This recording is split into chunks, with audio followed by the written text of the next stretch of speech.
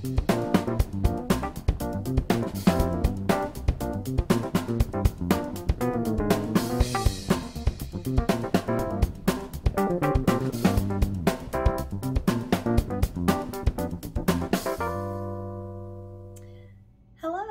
and welcome to my channel. My name is Andrea and today I'm going to show you how to make my chocolate chip cookies. So I'm going to tip the camera down so you can see what I'm doing, and so let's get started. Alright, so first we're going to mix our dry ingredients. So in this bowl I've got 2 cups of all-purpose flour, and then I'm going to add 1/4 of a cup of cornstarch to that. And then I'm going to add 1 teaspoon of salt. And I just use a sea salt, or if I'm cooking, then I'll use the pink Himalayan salt, but for baking I just use regular sea salt. And then 1 teaspoon of baking soda. So we're just going to give this a mix. And you do not need to sift your flour for this recipe. Unless your flour is really clumpy, then you might want to just give it a good sift.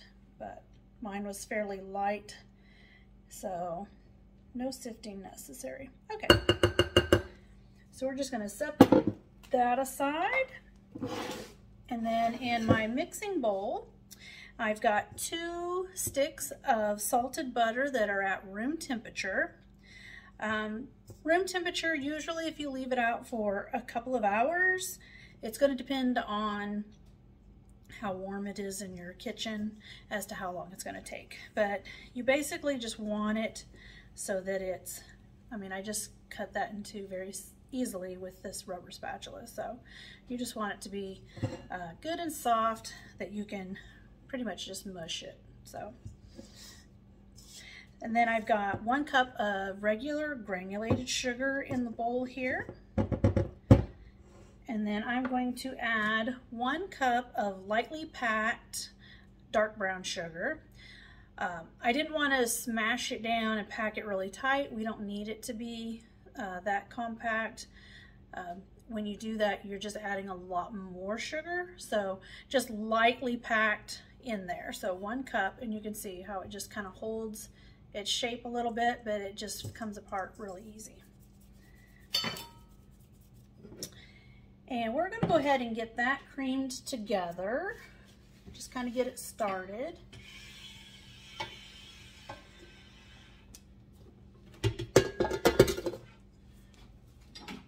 And I'm just going to use the paddle attachment. You could do this by hand as well. I just find that the stand mixer just does a good job of mixing it up. We're going to add 2 teaspoons of vanilla.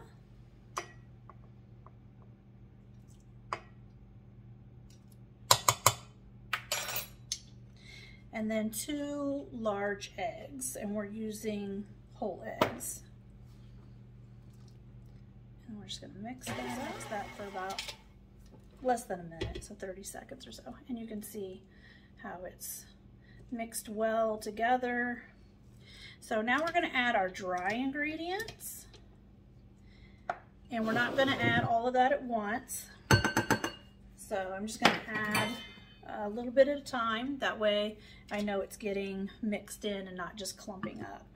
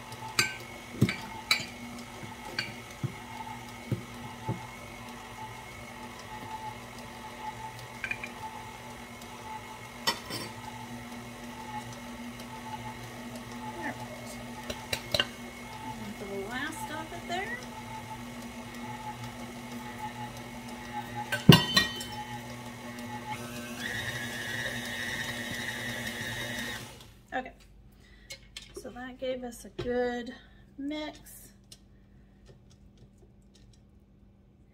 You can see it's still soft.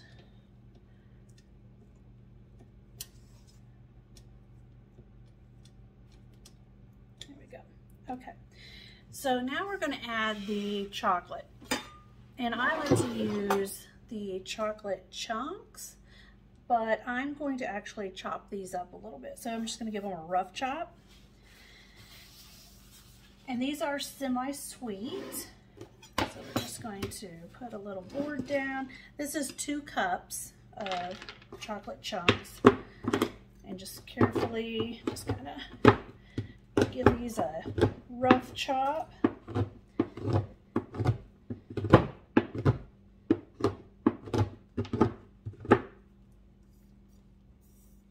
Like so. That way you've got some bigger bits, but then you've got little pieces of chocolate that are really just going to kind of melt into your cookies. So that way you don't have as much bites of cookies that are just the cookie itself and not chips.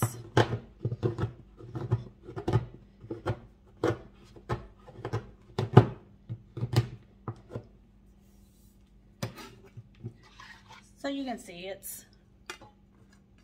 there's still a lot of chunks, but there's a lot of just chopped up bits too. So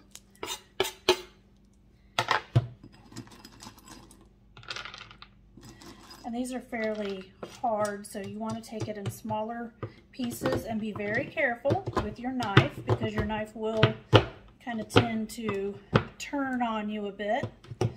So if you're not real experienced with that, you could put these in your food processor and just pulse it a couple times. I mean, it's not going to take much at all.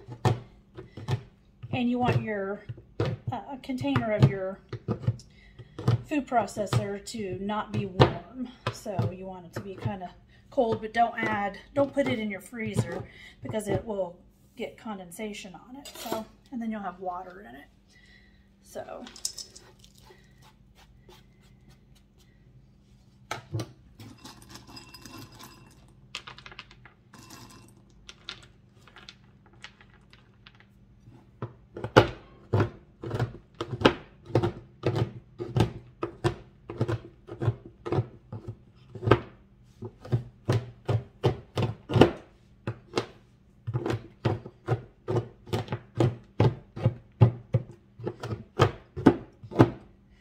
and when you're doing this, you're going to want to use a chef's knife, a bigger knife. You don't want to use a small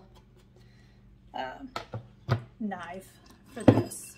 You need something that you can put some weight onto and cut through the chocolate. So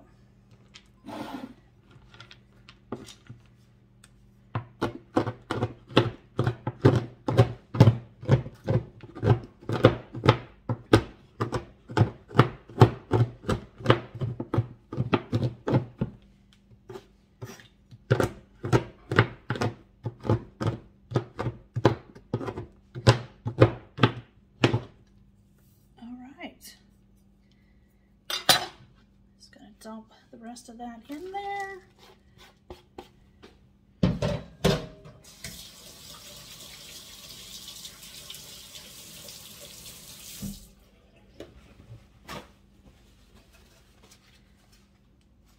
Now, since we chopped our chocolate up, we're not going to be as concerned about breaking up and busting up our chips. If I were using regular chocolate chips, I would want to just pulse it just enough to get it mixed, but not enough to bust up the chips. But since these are chunks and we've already chopped them, it's okay. So, put this back over here.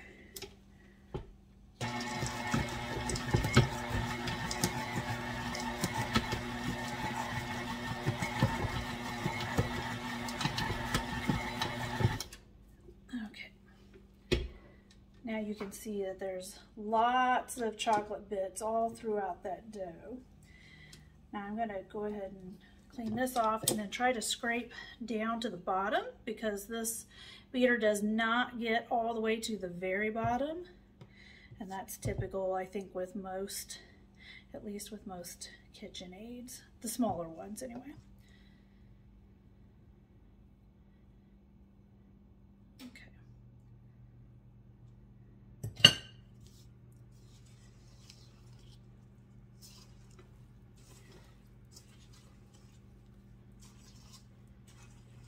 There we go. Just give it a good turn, that way you know you've got it mixed in there. Okay.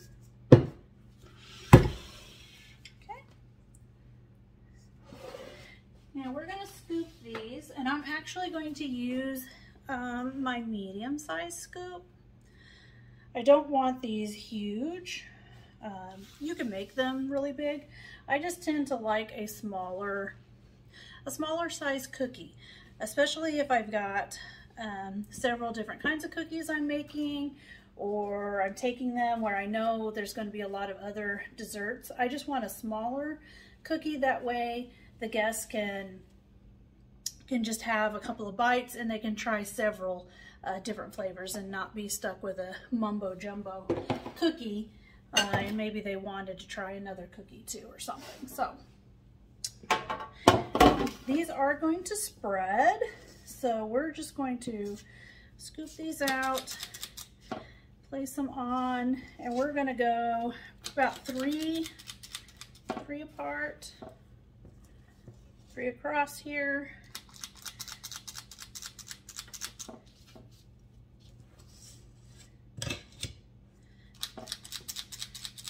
We're gonna go probably about 4, so we'll get a dozen per sheet tray.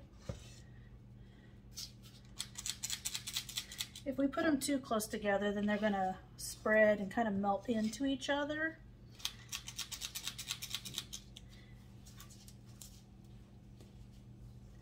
And honestly, that happens a lot to me, and I'm okay with it. But if I'm taking it somewhere, I want them to have a nice shape to them and not be cut into, because they went from 12 to 1. Unless of course you're wanting, you know, a giant cookie, and then you wanted to cut them, you know, into maybe bars or something. You could totally do that.